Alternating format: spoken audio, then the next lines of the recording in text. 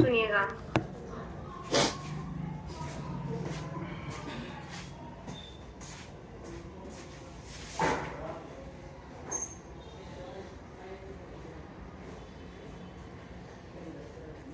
हम लोग कौन सी जगह कर रहे हैं सर वाला?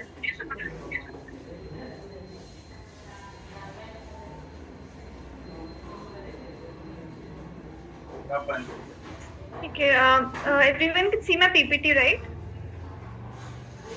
अभी शुरू हुआ है, सब लोगों के लिए बहुत अच्छा है वरना ठीक है, तो आज हम डॉक्यूमेंट डिस्कस करेंगे।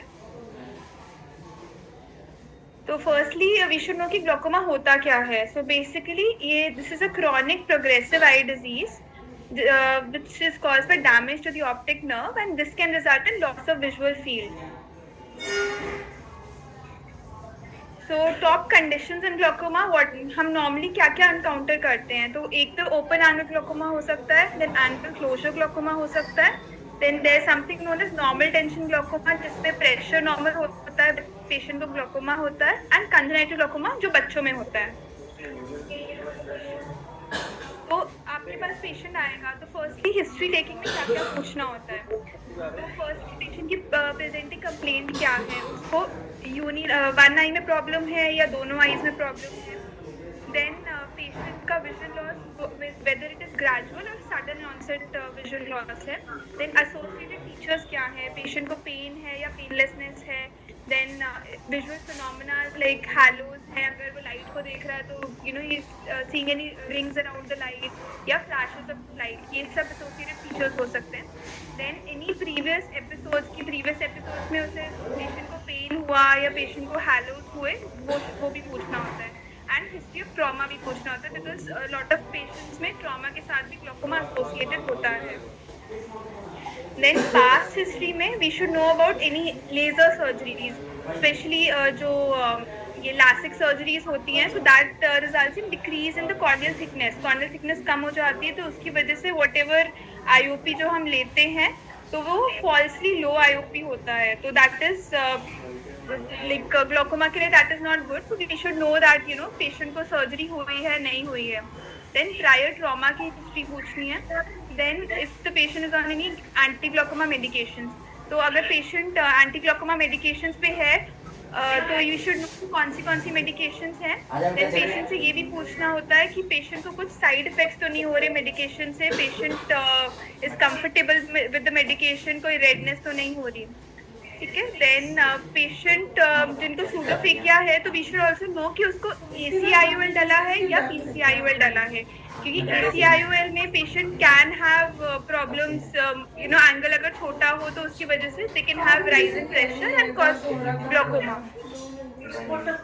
Then ocular symptoms disease wise, एक तो फर्स्टली ओपन एंगल ग्लोकोमा का पेशेंट है तो generally these patients they don't have any symptoms. Patient बस बोलेगा कि उसको पेरिफेरी में हो सकता है थोड़े ब्लाइंड स्पॉट्स दिख रहे, but generally these patients don't notice कि उनको विजन लॉस हुआ है या नहीं।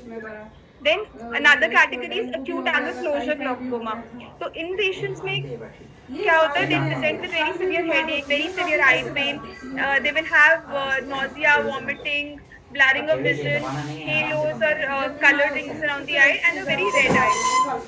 Then एक और कंडीशन होती है पिगमेंटेड ग्लोकोमा, यहाँ पे पिगमेंट्स डिस्पर्स होते हैं आई के एंगल में।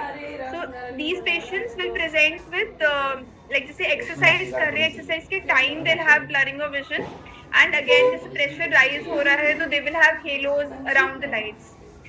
And then we have glaucoma in children, तो बच्चे कैसे प्रेजेंट करेंगे, they have tearing, they have blinking and the eye जो कॉर्निया होता है will be very cloudy in these patients. And जो patients who are already on anti-glaucoma medications, they can present with irritation and a very poor surface because of side effects to these anti-glaucoma medication. A lot of these anti-glaucoma medications have preservatives, so preservatives की वजह से the patient can have intolerance. So in the examination of glaucoma patients, mainly these things are the ones which we normally do, like the visual acuity, the intraocular pressure, central corneal thickness, then a slit lamp examination, optic nerve assessment, visual field examination and OCT. तो visual acuity में what you should remember is, देखो patient की vision 20/20 होगी, 6/6 होगी, but उसके even though उसकी 6/6 vision है, he might have very severe constructed fields. तो 10-2 में हो सकता है कि बस एक सेंट्रल एरिया उसे दिख रहा हो, बट फिर भी विजन 6/6 होगी। So you should not let this fool you that 6/6 vision है तो कोई मतलब प्रॉब्लम नहीं है पेशेंट को। Then next thing we do is, vision हो गया, उसके बाद पेशेंट का प्रेशर लेना होता है, तो that is known as tonometry. तो you should know the various types of tonometers. We have the applanation tonometer, the non contact and indentation. Applanation में गोल्डमैन होता है, पर्किंस होता है। नॉन कॉन्टैक्ट में we have the aircraft tonometer, ocular response analyser, and indentation में Schiotz, pneumotonometer और tonopen. तो you should remember that gold standard is the Goldmann's applanation tonometer, and हमेशा more than one reading should be taken to confirm if the patient has a high IOP or not. So most commonly जो OPDs में करते हैं, we do the non-contact tonometer or the NCT, and we do the Goldman's tonometer. So aircraft tonometer में what happens is basically mic बंद कर लीजिए।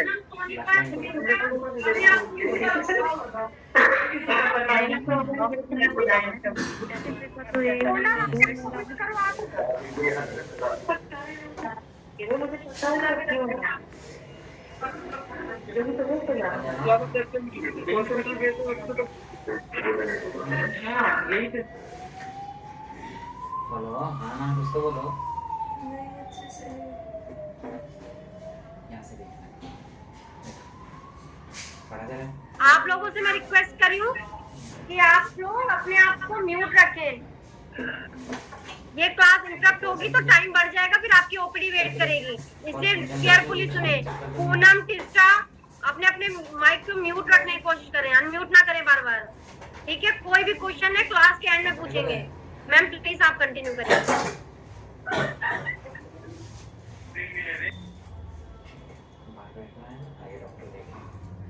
कभी कोई दौरे वगैरह की दिक्कत तो नहीं हुई? ठीक है। सो जैसे मैं एयरक्राफ्ट टोनोमीटर के बारे में बोल रही थी, तो व्हाट हैपेंस इज यहाँ पे एक पफ ऑफ एयर जाती है, this results in flattening of the cornea, and जब वो एट द पॉइंट जहाँ पे वो कॉर्निया फ्लैटन होता है, वो एयर कॉलम शट ऑफ हो जाता है, and this force is then converted into millimetres of mercury. तो वी शुड नो दैट ये एयर एनसीटी में high ranges में it will underestimate the IOP, and low ranges में it will overestimate the IOP as compared to Goldman's. And हमेशा minimum of 3 seconds should be taken, should be average, so that we get the IOP, because IOP can vary during the cardiac cycle. Then जो gold standard है, that is the Goldmann's applanation tonometer. तो firstly use करने से पहले precautions क्या लेने चाहिए? एक तो इन्फेक्टेड या इंजर्ड आइज में कभी नहीं करना, ठीक है? Then after every use the prism should be clean, then prism should be disinfected before the first use and when indicated, and we should adequately wait for the cleaned area to dry. And prism हमेशा 2 to 3 years में replace कर देना चाहिए। Then कैसे करते हैं? तो first GAT is done on the slit lamp, तो पेशेंट को स्लिट लैम्प पे बिठाएंगे, देन जो लाइट सोर्स है उसको मैक्सिमम इल्यूमिनेशन पे करेंगे, we'll keep the beam at 60 degrees and low magnification पे। देन स्लिट लैम्प में there is a filter, the cobalt blue filter, उसको लगाएंगे। Then we put a drop of anaesthetic drop in the eye, patient को सीधा देखने के लिए बोलेंगे, एंड फ्लोरोसिन स्ट्रिप से will stain the eyes. Then joystick को पास में लाएंगे, the tonometer will just touch the cornea, and end point इसका क्या होता है? Regular pulsations of 2 semi circular rings of equal size, and इसकी जो सेमी सर्कल्स हैं उनकी inner edges they should just interlock. So as you can see in these images, जो last वाली है, that is what the actual thing is. तो इसमें क्या होता है? You can see 2 semicircles. Semicircles की जो inner edge है, that should interlock, and that is the end point of our gad. तो in बीच वाली image में we can see that the inner edge is not locking. So this is not reliable, and even this one, the inner edge is not locking, so this is not how it is done. The last image is how it is normally done.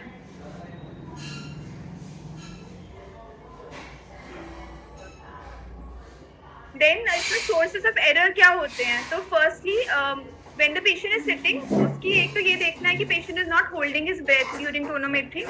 Then you should also see उसका tight collar तो नहीं है. अगर ये दोनों चीजें होंगी, it can result in a overestimation. क्या दिक्कत आ रही है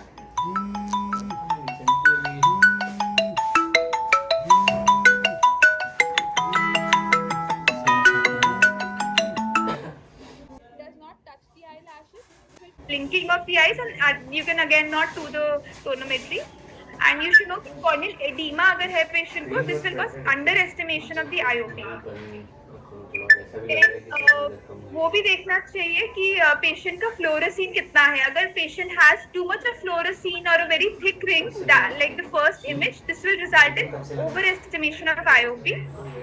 And if the patient has too little fluorescein or a very thin ring, this will cause underestimation of IOP. So normally कितना होना चाहिए? It should be 1/10 the diameter of the ring. ठीक है? And फिर patient अगर patient को astigmatism है, तो अगर more than 3 diopter का patient को astigmatism है, तो normally जो semicircles होते हैं, they will not become semicircles. उनमें elliptical circles, मतलब ellipticals होंगे half. ठीक है? तो इसमें how do we take the IOP? So basically when we look at the ये जो है ना AT का जो probe है, तो उसमें we have two lines. We have a white line and we have a red line. जो red line 43 degrees होती है white line से, तो जो patient का minor cylinder है, that is oriented to this red line. And then we take the measurements. ठीक है? अगर patient को more than 3 diopters of astigmatism है. Then आपको ये भी पता होना चाहिए कि calibrate कैसे करते हैं टोनोमीटर को. तो टोनोमीटर के साथ we get this rod, steel rod, and उसके साथ एक attachment होता है. इस steel rod में there are markings. एक तो 0 पे marking होती है, 2 पे marking होती है, 6 पे marking होती है, and this corresponds to 0 degrees, 0 millimeters of mercury, 20 millimeters of mercury, and 60 millimeters of mercury. तो calibrate कैसे करते हैं? For example, हम अगर 0 का टच कर रहे चेक कर रहे हैं, तो ये 0 वाला mark we'll put it here, ठीक है, इसमें जो होल्डर में, and then ये जो डायल है we'll keep it on 0. अगर 0 से हम forward move करते हैं डायल, तो this arm will move forwards or away from you, and अगर हम डायल अपनी तरफ move करते हैं, so this dial will move towards you, ठीक है. एंड ऐसा ही हम देन फिर 2 के लिए चेक करेंगे, 6 के लिए चेक करेंगे.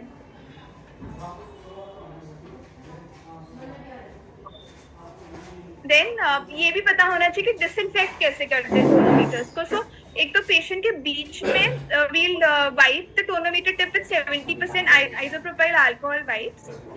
Then अगर before and at the end of the day उसको disinfect भी करना है. So this is a flow chart जो easily बता रहा है कि disinfect कैसे करना है.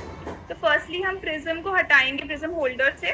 Then it should be cleaned with the drinking water for 30 to 60 seconds. उसके बाद we can either use hydrogen peroxide 3% solution या फिर सोडियम हाइपोक्लोराइड. थोड़ा उधर तुम्हारी तरफ से ना 10 मिनट के करोगे ना. उसके बाद this rinsed for about 60 minutes. अपने तरफ से कर दिया. मैं पेशेंट को डायलेट करके फिर इंस्पेक्शन कराता हूं. कैसे यूज कर लीजिए प्लीज.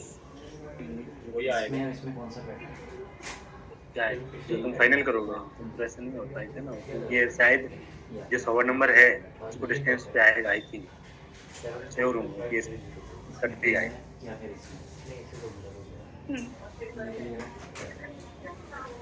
ठीक है. फिर then you just dry it with a soft tissue and then it is stored in a container. Okay, then tonometry कर ली. उसके बाद we should always know the central cornea thickness her glaucoma patient की. तो importance इसमें क्या है? तो basically so normal CCT हम consider करते हैं 520 microns. thin cornea का patient का 520 से कम thickness का cornea है, तो this will result in underestimation of IOP.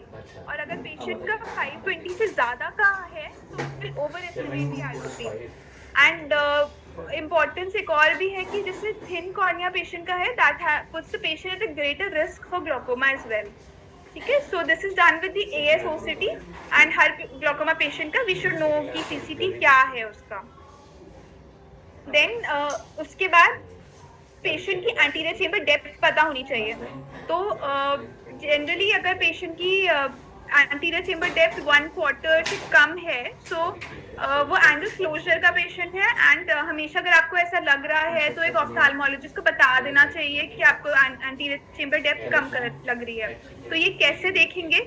दो चीजें हैं, एक तो we can look it through torch light या फिर स्लिट लैम्प पे देख सकते हैं।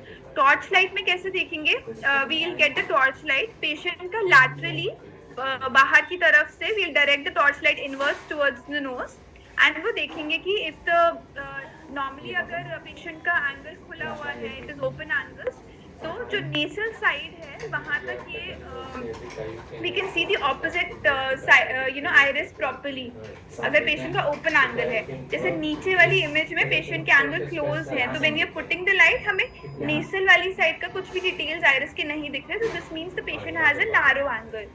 तो ये करना जरूरी है। अगर नैरो एंगल्स हैं तो पेशेंट को डायलेट भी नहीं करना होता। फर्स्टली गोनियो करके उसके बाद वील असेस की मतलब PI करके डायलेट करना है, वो करना है। ठीक है, देन अनदर मेथड है स्लिट लैम्प पे कैसे देखेंगे? स्लिट लैम्प पे एक बीम सी बनाएंगे, देन जो बीम में 1 सेकेंड, हाँ, सो एक स्लिट बनाएंगे and then we see the thickness of the cornea and then we see the depth of the anterior chamber. तो इसमें ग्रेडिंग होती है 1 2 3 4 इज अगर the depth of the anterior chamber is equal to the thickness of the cornea, 3 होती है अगर वो half to 1/4 है, 2 होता है अगर 1/4 है एंड 1 होता है less than 1/4 है। ठीक है, मैम एक बार मैम वो दोबारा रिपीट करना एक बार बोलती हूँ। ये वाला ना वैन हेरिस, तो इसमें देखो patient is sitting on a slit lamp, एक बीम बनाएंगे अराउंड 60 डिग्रीज पर डायरेक्ट करेंगे लैटरली, एंगल्स के लैटरली। तो ऊपर वाली जो आप देख रहे हैं वो कॉर्निया की स्लिट है, और नीचे जो डार्कर एरिया है between the iris and this cornea की slit, that is the anterior chamber depth. तो we will compare the corneal thickness with this anterior chamber depth. तो अगर ये इक्वल है तो दैट इज ग्रेड 4 और ओपन एंगल्स। ठीक है, अगर वो हाफ से 1/4 है, मतलब this depth is less than half और less than half 1/4 for the thickness of the cornea, तो ये 3 हो गया। अगर ये 1/4 है तो 2 हो गया एंड लेस देन 1/4 है तो 1 हो गया। तो 1 और 2 जो वैन हेरिक होते हैं वो बहुत ही नैरो एंगल्स होते हैं। 3 and 4 are still relatively considered normal. Ma'am जो स्लिट बनी हुई है, सामने जो स्लिट का एंगल मतलब स्लिट दिख रही है ना सामने जो अपोजिट जा रही है, वो ये जो स्लिट लैम्प पे जो लाइट आती है ना वो 60 डिग्रीज पे कर देते हैं, बिल्कुल पतली सी स्लिट बनाते हैं और उसमें फिर आपको ये थिकनेस ऑफ कॉर्निया दिखेगी और थिकनेस ये डेप्थ ऑफ एंटीरियर चेंबर दिखेगा। ये थोड़ा ये लिम्बस के हल्का से लिम्बस से अंदर जाके करते हैं। मैम ये स्लिट का रिफ्लेक्शन है ना, और ये तो अंदर रिफ्लेक्शन है, ये जो है वो डेप्थ जो दिख रही है डार्क जो है। Okay ma'am, thank you. ठीक है, फिर अगर नैरो एंगल्स हैं तो उसमें हम गोनियोस्कोपी करेंगे। ठीक है, तो इसमें पता चल जाएगा कि क्लोज एंगल है और वो सब। देन वी शुड नो, उसके बाद हम डायलेटेड फंडस एग्जामिनेशन करेंगे, फंडस फोटोग्राफी। तो the most important thing glaucoma में to diagnose it is we have to look at the optic disc. तो नॉर्मली जैसे ये लेफ्ट साइड में that is a normal optic nerve head. तो normally क्या होता है, वी हैव दी एक तो डिस्क होती है, डिस्क ये जो एरिया है that is the disc and this white area is a cup. तो नॉर्मली जो कप डिस्क रेशियो होता है ये 1:3 या 0.3 होता है। ये वाला area is 1/3 the area of this whole disc. ठीक है, ग्लोकोमा में this cup disc ratio increases. तो अब यहाँ पे देख रहे हो that this is a glaucomatous cupping, तो इसमें ये जो कप एरिया है that has increase, it is more than 0.3, this is around 0.8। ठीक है, तो अगर cup disc ratio more than 0.5 है that is an independent risk factor for glaucoma. ठीक है,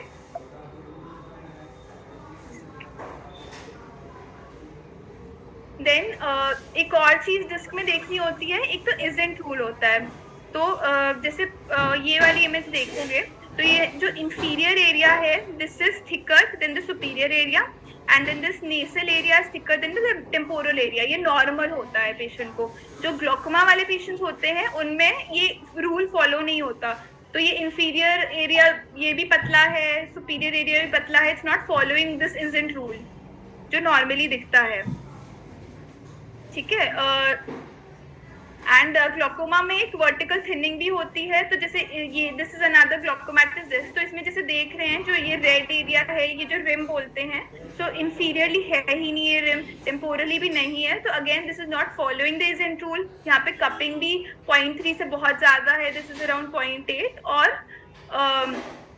ये वर्टिकल थिनिंग भी होती है। तो दिस वी शुड नो कि मतलब ऐसे देखने पे ना कि नॉर्मल है, अब नॉर्मल है डिस्क। ठीक है। देन फंडस फोटोग्राफी हर पेशेंट की होनी चाहिए, ग्लोकोमा के पेशेंट्स की। तो एक तो नॉर्मल जो फोटो नॉर्मल कलर फोटोग्राफी होती है वो होती है, and then we have to get the red free photography also as well. तो रेड फ्री में हमें वो पता चलता है कि if the patient has any retinal nerve fibre light defects और anything like that.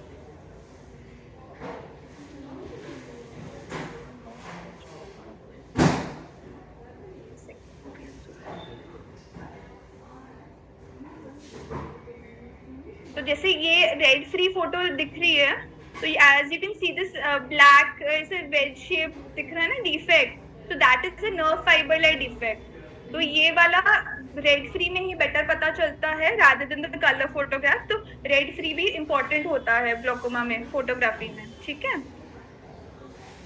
Then this is another example. एक तो डिस्क की सेंटर 30 डिग्रीज फोटो होनी चाहिए and then the 55 degrees to show that की retinal nerve fibre light defect है या नहीं।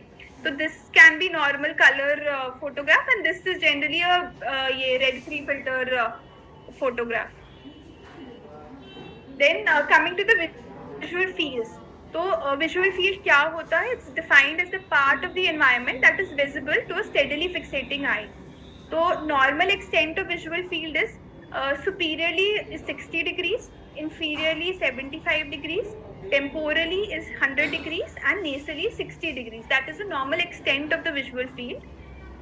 Then to check the visual fields we do perimetry. Okay, so perimetry is the systematic measurement of visual field functions. तो indications क्या हैं perimetry के? तो firstly glaucoma में obviously करते ही हैं to detect the progression of glaucoma and for detection of glaucoma as well. Then अगर कोई कोरियोरेटिनल लीजन्स हैं उसके लिए भी करते हैं। देन ऑप्टिक नर्व या ऑप्टिक डिस्क लीजन्स हैं लाइक डिस्क लूसेंट हुआ उसमें भी करते हैं। इवन पैपिलोएडिमा में एनलार्जमेंट ऑफ ब्लाइंड स्पॉट होता है तो उसमें भी करते हैं पेरीमेट्री। एंड अगर पेशेंट को न्यूरोऑप्थेल्मोलॉजिकल डिजीजेस हैं, कुछ ऐसे नर्व्स में कोई दिक्कत है, तो उसमें भी we do perimetry to assess.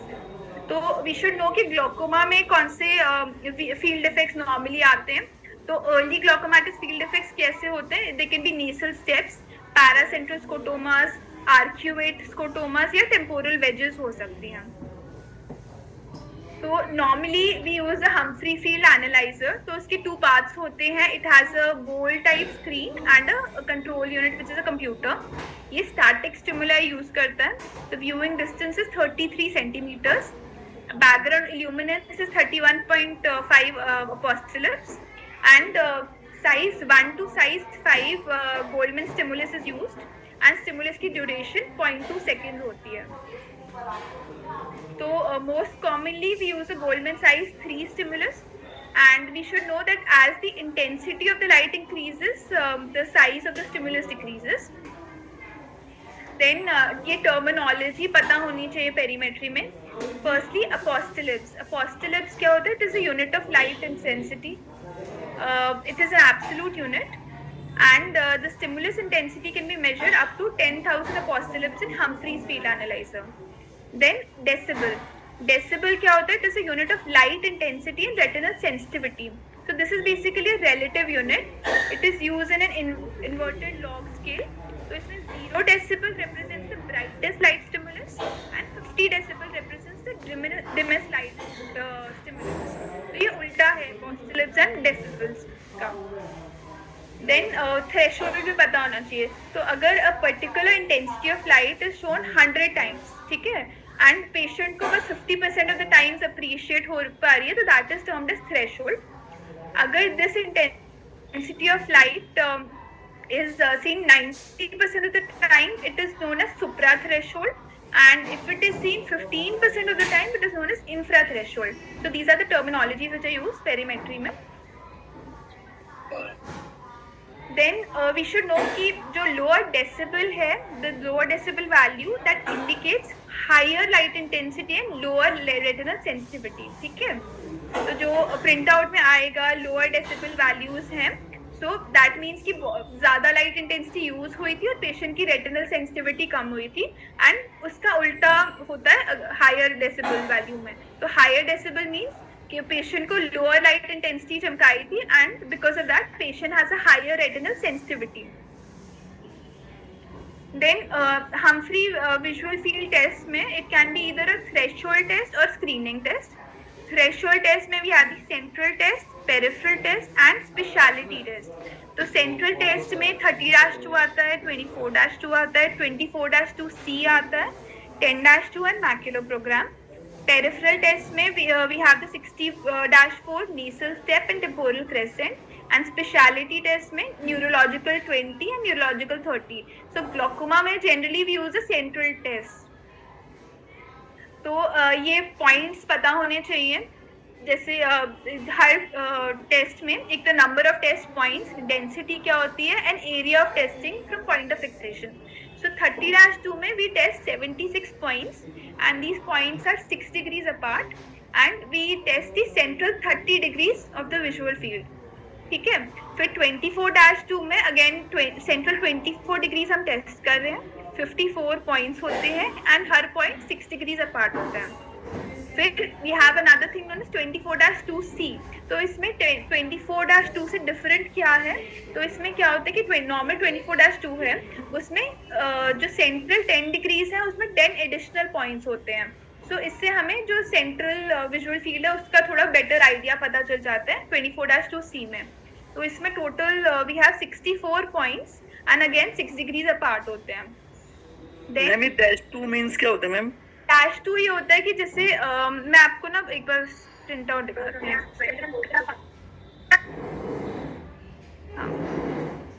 तो ये जो प्रिंट आउट है ना, जैसे ये हॉरिजॉन्टल एंड वर्टिकल मेरिडियंस हैं, तो -2 का मतलब है कि जो पॉइंट्स हैं they are lying on either side of the meridian, ठीक है, ऊपर नीचे रह रहे हैं. जो -1 होता है उसमें ये मेरिडियन पे लाया करते हैं पॉइंट्स. ये डिफरेंस होता है बेसिकली इन दोनों के बीच में, ठीक है. दोबारा रिपीट करना मैम. मतलब जो -1 होता है ना, जैसे उस टेस्ट में जो ये लाइंस है ना, वर्टिकल और हॉरिजॉन्टल लाइन, तो इस पे ये पॉइंट्स लाए करते हैं. और -2 में लाइंस के ऊपर नीचे और लाइंस के साइड बाय साइड पॉइंट्स लाए कर रहे हैं ना. ओके, समझ आया आपको? हाँ जी हाँ जी. ठीक है.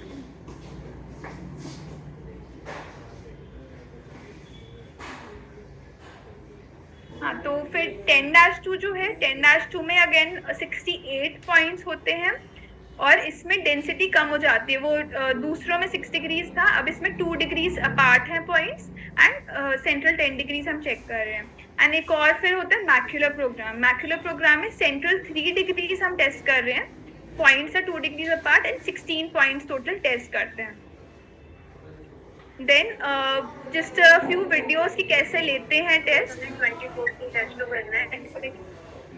तो फर्स्टली बेसिकली पेशेंट का आईडी, पेशेंट का name, date of birth, gender, वो सारे फाइंडिंग्स हमें फिल करने होते हैं. देन जिस पेशेंट की लेंस की पावर जो है, ट्रायल लेंस का power, that should also be filled up. जो स्फेरिकल सिलेंडर का लेयर है, that should all be filled up, ठीक है. देन पेशेंट को हम बिठाएंगे, जो ट्रायल उसका जो भी रिफ्रैक्टिव एरर आ रहा है, that is placed in the trial frame. Then patient को अच्छे से ओरिएंट करेंगे. पेशेंट की चिन अच्छे से होनी चाहिए, फोरहेड टच होना चाहिए, पेशेंट शुड बी कंफर्टेबल, ठीक है. And initially there are these 4 dots बीच में, तो patient is asked to look between the 2 or 4 dots and then press the button, और उसके बाद द सेंट्रल ये ब्लैक होल इज देयर, वहां से लाइट आती है. Patient is asked to look straight at that light and patient is asked not to look here and there. And अगर side में कोई लाइट दिख रही है तो then he is asked to push the button.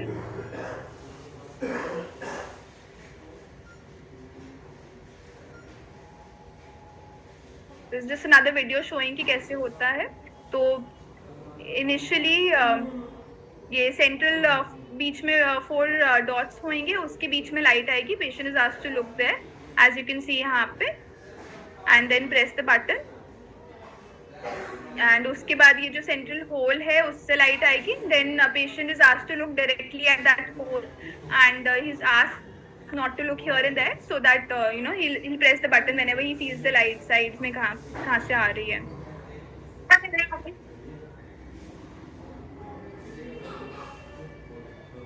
Then इसमें आप this is the same thing, मतलब कैसे देखना है. I'll just shift to the other video. तो आप जब जैसे पेशेंट का जब ले रहे हो test, you should also observe कि स्क्रीन में क्या क्या दिख रहा है. तो एक तो ये नीचे you have this gauge tracker, वो बताता है कि पेशेंट इधर उधर देख तो नहीं रहा. तो अगर इसमें ज्यादा मूवमेंट्स है you have to then again patient को बार बार बताना पड़ेगा कि आप सीधा देखते रहो, इधर उधर मत देखो. देन इवन जो ऊपर में पेशेंट की आई दिखती है वहां से भी पता चल जाता है कि if the patient is moving his eye here और देयर. ठीक है. Then false negative and fixation losses भी इसमें दिख जाते हैं. तो अगर false negative and fixation losses 15% से ज्यादा हैं then we will have to repeat the test because वो अनरिलायबल हो जाता है. तो ये भी आपको स्क्रीन में दिखता रहता है. तो अगर आपको लग रहा है कि अगर पेशेंट को लॉसेस ज्यादा हो रहे हैं, फॉल्स नेगेटिव ज्यादा हो रहे हैं, तो बीच बीच में पेशेंट को रीअश्योर करते रहो, बीच में समझाते रहो कि आप सीधा देखते रहिए, इधर उधर ना देखें. ठीक है. And press the button only when light दिख रही है उसे.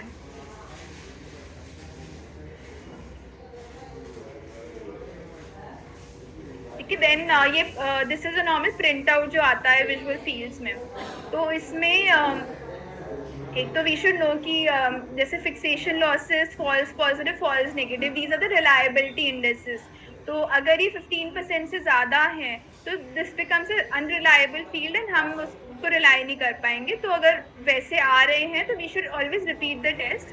एटलीस्ट 2 बार तो रिपीट कर सकते हैं. After that may be the patient will not be able to do. तो when we are repeating the test again patient को we should explain everything properly कि सीधा लाइट को देखते रहिए, साइड में ना देखें and press the button only when he perceives the light. And this is like basically जो नॉर्मल पेशेंट का फील होता है even though it's less reliable. तो this is a normal feel. तो एक तो ब्लाइंड स्पॉट दिखता है हमें temporally and otherwise everything else is fine in this patient. तो then we come to like this patient is also unreliable. इसका fixation losses ज्यादा हैं, फॉल्स पॉजिटिव ज्यादा, एरर ज्यादा है. तो this again should be repeated. But अगर even after repetition अगर नहीं आ रहा तो after 2 repetition it's okay. But what I want to tell you is अगर जैसे अगर नॉर्मल फील्ड है पेशेंट का, अगर इफ यू सी कि ब्लैक स्पॉट्स यहाँ पे बीच वाले एरिया में आ रहे हैं, सेंट्रल 10 degrees में आ रहे हैं, तो इसमें 10-2 कर लेना चाहिए पेशेंट के लिए. इवन दो आपको एडवाइस नहीं किया बट बिकॉज ये सेंट्रल एरिया भी इन्वॉल्व है तो 10-2 में थोड़ा बेटर पता चलेगा कि कितना फील्ड लॉस है पेशेंट को. तो इधर आप या तो जो भी डॉक्टर प्रिस्क्राइबिंग है कि कौन सा करना, उनसे एक पूछ लीजिए कि 10-2 की जरूरत है या नहीं है. बट अगर सेंट्रल 10 degrees में आ रहा है तो it's better to do a 10-2 for these patients. Then common errors क्या हो सकते हैं पेरीमेट्री में. तो फर्स्टली पेशेंट का नेम गलत डाल सकते हैं. देन पेशेंट की एज गलत डाल सकते हैं. So date of birth is very important because जो हम कंपेयर कर रहे हैं that is compared with the age adjusted normal values. तो जो एज डालेंगे उसी के हिसाब से कंपैरिजन होता है. तो if you put the wrong age then wrong comparison होएगा. Then inappropriate correction of refractive error. अगर रिफ्रैक्टिव एरर है पेशेंट को हमने करेक्शन ग्लासेस नहीं डाले तो पेशेंट को डीफोकस होएगा. देन अगेन फील्ड रिलायबल नहीं होगा. देन अगर पेशेंट के थिक लेंसेज हैं, थिक रिम्स हैं ग्लासेस के, So this can also cause artifactual decrease in the peripheral points. So side वाले points होते हैं, so that will appear black in these patients. Also अगर पेशेंट को पाइलोकार्पिन डाला हुआ है, प्यूपिल 3 mm से छोटा है, तो उनमें भी ऐसे ही आर्टिफैक्ट्स आते हैं. देन क्लोवर लीफ फील्ड्स होते हैं. अगर पेशेंट बहुत ही पुअर अटेंशन है, मैलिंगरिंग पेशेंट है, बहुत ही high false for negative response है, तो उसमें से clover leaf type visual field आता है. देन अगर पेशेंट को कैटरैक्ट है तो अगेन उसको डिक्रीज डिफ्यूज डिप्रेशन होएगा फील्ड्स में. देन हाँ जी बताएं. पेशेंट का बेस्ट करेक्ट विजन कितना होना चाहिए जिससे उसे प्रॉपर लाइट दिख जाए? जनरली इसे मतलब इवन 660 का करवा सकते हैं पेशेंट का, बट जनरली दे से कि 636 मतलब 24 होना चाहिए विजन. बट इवन 660 के पेशेंट्स का 10-2 वगैरह करवा लेते हैं. Okay ma'am. ठीक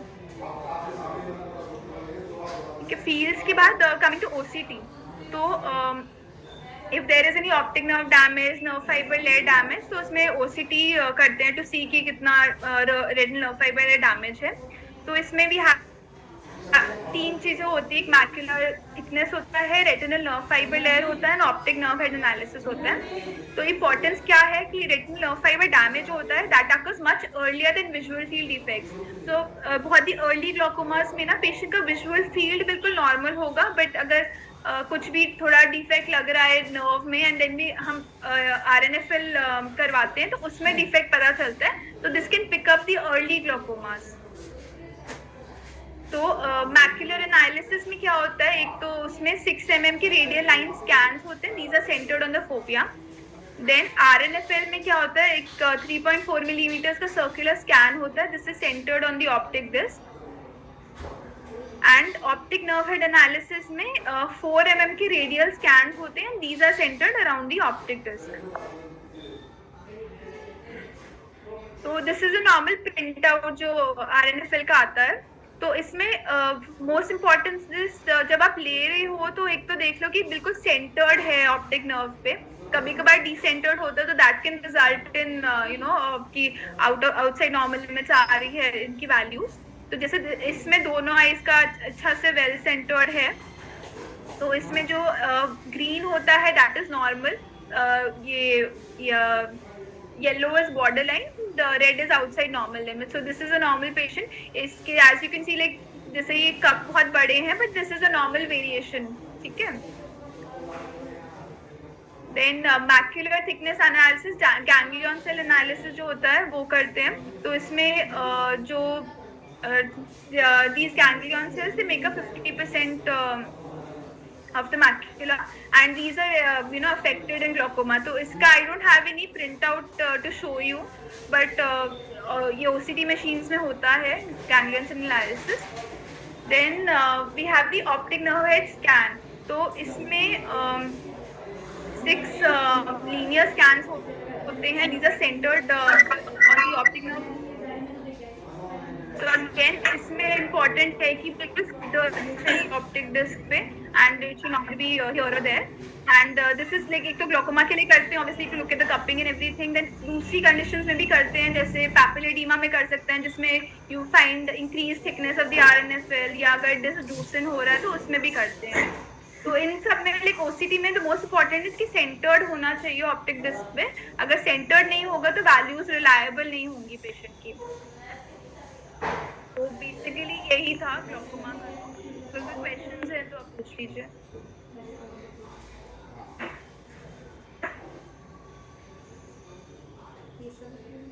थैंक यू मैम. किसी के भी कोई क्वेश्चन तो बाय वन पूछते रहेंगे. हैंड रेज कर लें या तो फिर आप फिर अपने क्वेश्चन अनम्यूट करके भी पूछ सकते हैं, बट एक एक करके पूछेंगे. Hello hello. हेलो हाँ जी बोलिए.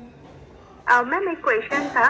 प्यूपिल साइज और विजुअल फील्ड डिफेक्ट का एक डायरेक्ट कोरिलेशन है.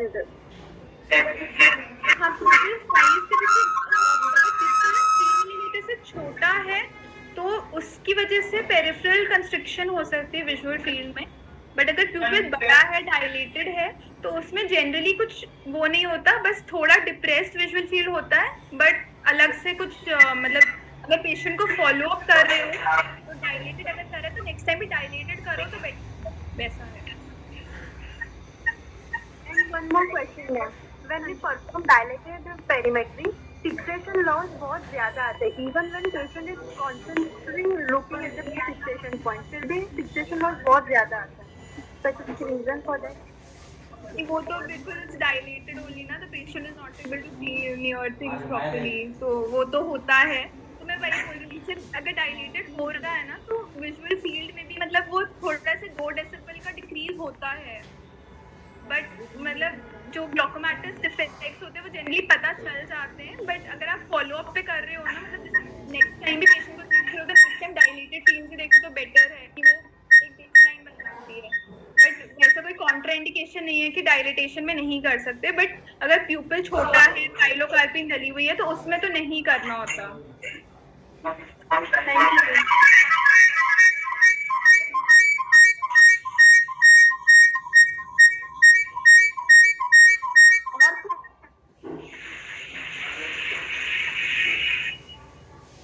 मैम पैपिलियडिमा को कैसे देखेंगे हम, कैसे पता चलेगा?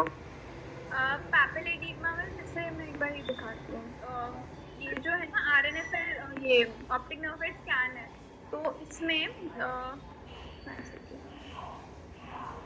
जैसे ये तो नॉर्मल RNFL दिख रहा है, पैपिलियडिमा में you'll see कि ऐसे ना रेस सा आता है ये, ठीक है। मतलब I don't have any photo of it, या तो आप ऑनलाइन भी देख सकते हो, बट जैसे ये ना ऑप्टिक नर्व स्कैन में जो एलिवेटेड दिखेगा पूरा RNFL वाला, तो उससे लाइक पैपिलियडिमा की बेसिस में फॉलो अप में देख सकते हैं कि डिक्रीज हो रहा है या उतना ही रह रहा है।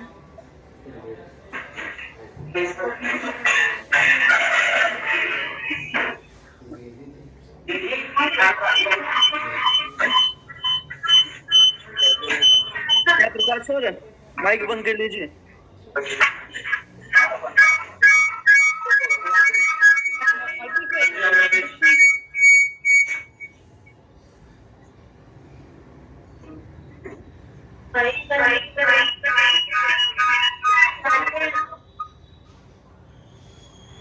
टीम यमुनानगर से प्लीज आप म्यूट कर ले अपने आप को, और कोई क्वेश्चन ना हो तो।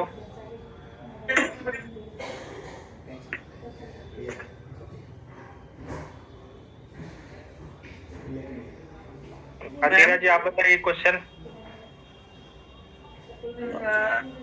अगर जब विजुअल फील करते हैं तो हमें कभी कभी फोवियल थ्रेशोल्ड में किसी किसी पेशेंट में ब्लैक डॉट्स दिखते हैं, वो किस वजह से होता है?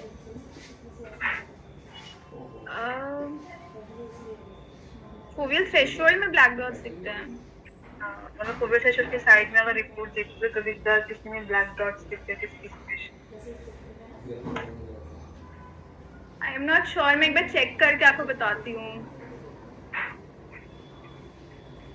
मतलब वो लाइक ऐसे enlargement of blind spot types बोल रहे हो या आप मतलब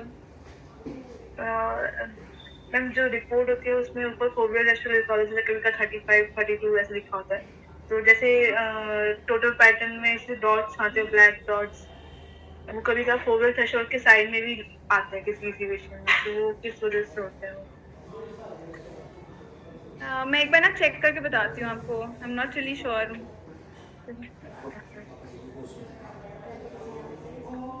अथिरा, तब आप वो पूछ रहे हो कि जब वो ब्लैक डॉट स्पॉट जो आते हैं ग्राफ में बन के, जब फिक्सेशन लॉस ज्यादा होता है ना, तब आप देखना वो डॉट ज्यादा आते हैं।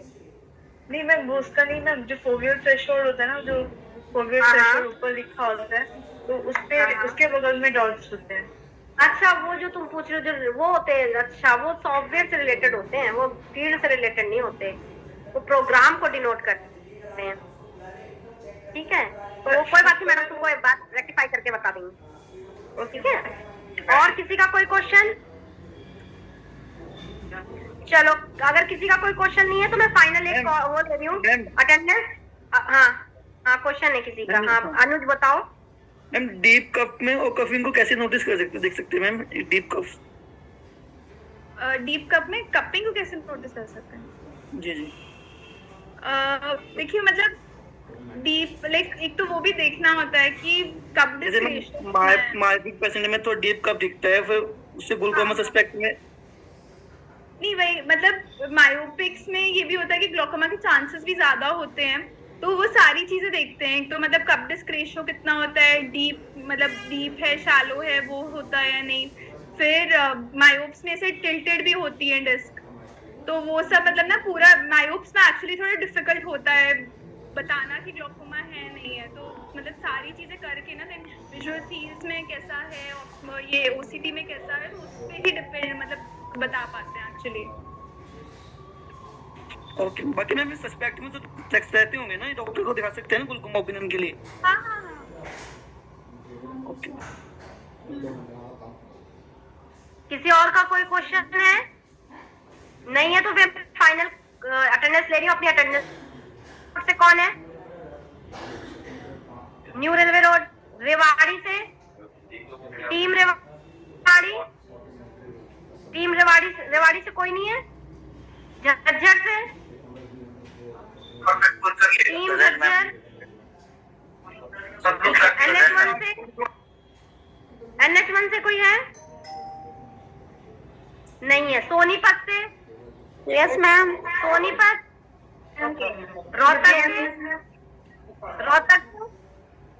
रोहतक भिवानी से टीम भिवानी, सिरसा से टीम सिरसा, हाँ जी मैम।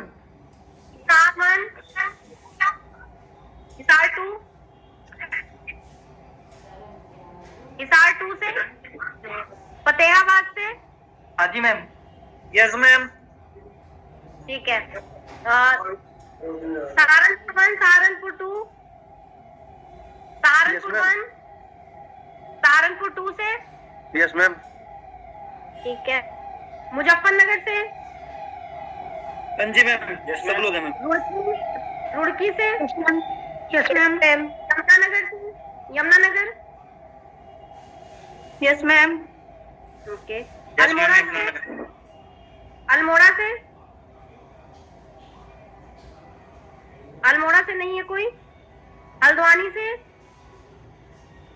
हल्द्वानी, लखनऊ राजाजीपुरम, लखनऊ राजाजीपुरम मैम सब है। ठीक है। अलीगंज से? अलीगंज,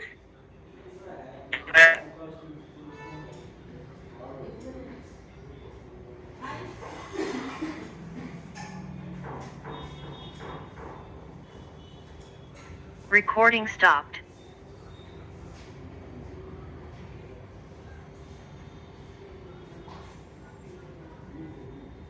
मैम ये पीडीएफ मिल जाएगी?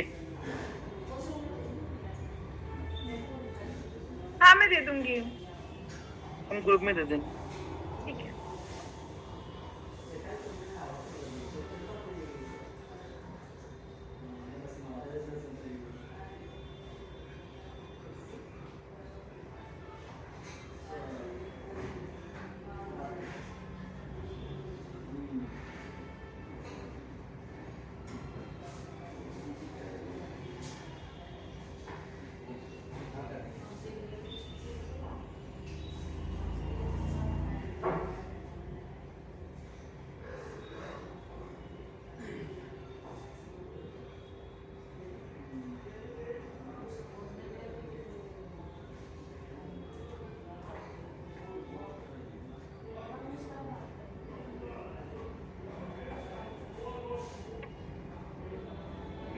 Okay, thank you, ma'am, and thank you to all.